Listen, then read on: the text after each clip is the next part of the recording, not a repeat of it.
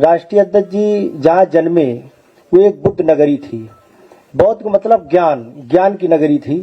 ज्ञान की नगरी से सद्य नेताजी का आंदोलन चला, समाजवादी विचारधारा का, पूरे देश में दौड़ा।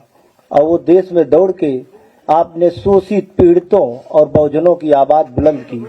इसके लिए बहुत बहुत धन्यवाद।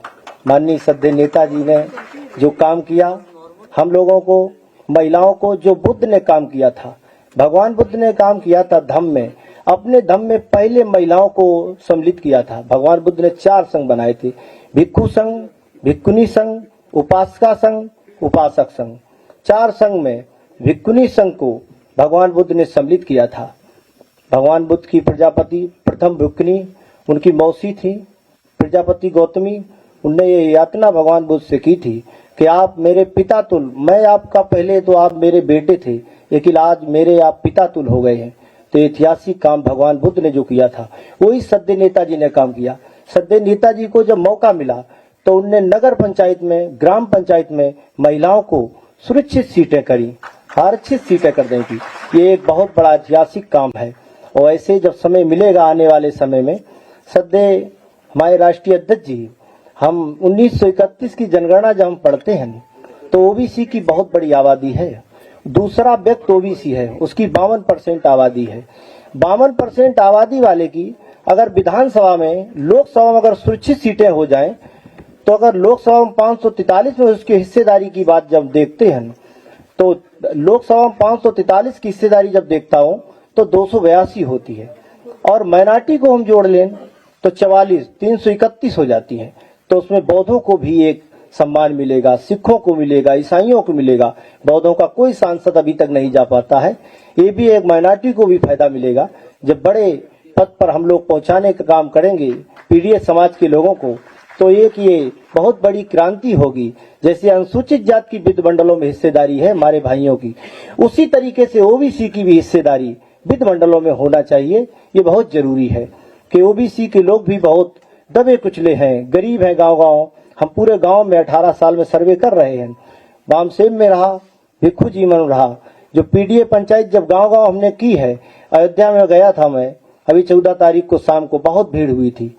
आपके पांडे जी हमको मिले भी थे। बिलारी हो, मुजफ्फरपुर हो, मुजफ्फरनगर या सहारनपुर, शामली, बहुत ही बड़ी बड़ी भीड़ें हुई हैं। तो हमें लग रहा है कि आने वाले 27 में बहुत बड़ा एक परिवर्तन होगा। अगर हम लोग पीडीए पंचायत तो भिक्षु संघ कर सकते हैं, 2027 में पीडीए पंचायत तो हम लोग गांव-गांव कर सकते हैं। एक पहले से अभी 6-7 महीना चुनाव के बचे हैं। हम गांव-गांव जान अपनी बात रखें, बताएं कि पीडीए की सरकार बनाओ, पीड़ितों की, शोषितों की, महिलाओं की इज्जत न लुटे, बहन बेटियों को जिंदा न जलाया जाए। एक ही लिए आरएसएस के एजेंडे में हमेशा रहा है बहन बेटियों को जिंदा जलाना, बहन बेटियों के यहाँ तक के स्तन भी खुले रखे, यहाँ तक के बहन बेटियों को हमेशा जिंदा जलाया। ये आरएसएस का मुद्दा रहा है। आरएसएस के लोग कभी भी महिला के पक्षकार नहीं हो सकते हैं। अभी आरएसएस फैला रहा है कि हम, महिला बिल आया था, विपक्ष ने इसको नहीं पारित होने दिया। लेकिन ये आरएसएस के लोगों से पूछा जाए, बीजेपी के लोगों से, देश में आपका बिल पास हो गया था, आप फिर दोबारा बिल लाए तो जाति जनगणना कराइए पहले ओबीसी एससी की। उनकी हिस्सेदारी क्या है, ओबीसी की हिस्सेदारी का, अनुसूचित जाति की क्या है, एसटी की क्या है, माइनॉरिटी की क्या है, मुस्लिम, सिख, ईसाई, बौद्ध, जैन महिलाओं की क्या है, उनकी हिस्सेदारी की बात बहुत बड़ी है। हिस्सेदारी की बात जब गांव-गांव हम करेंगे कि बीजेपी को जो हरा दे, जो दुश्मन को हरा दे।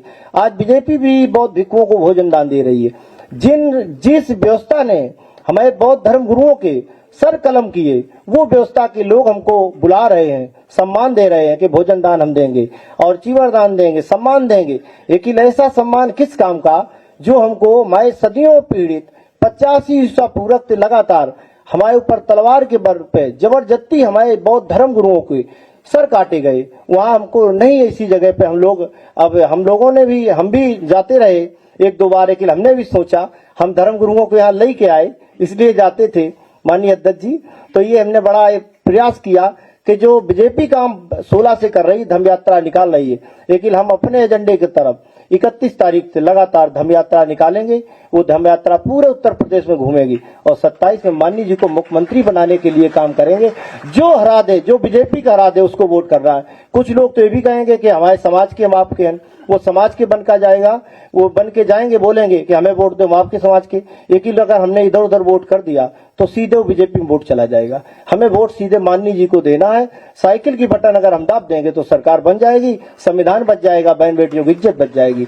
इसी के साथ साधु साधु साधु।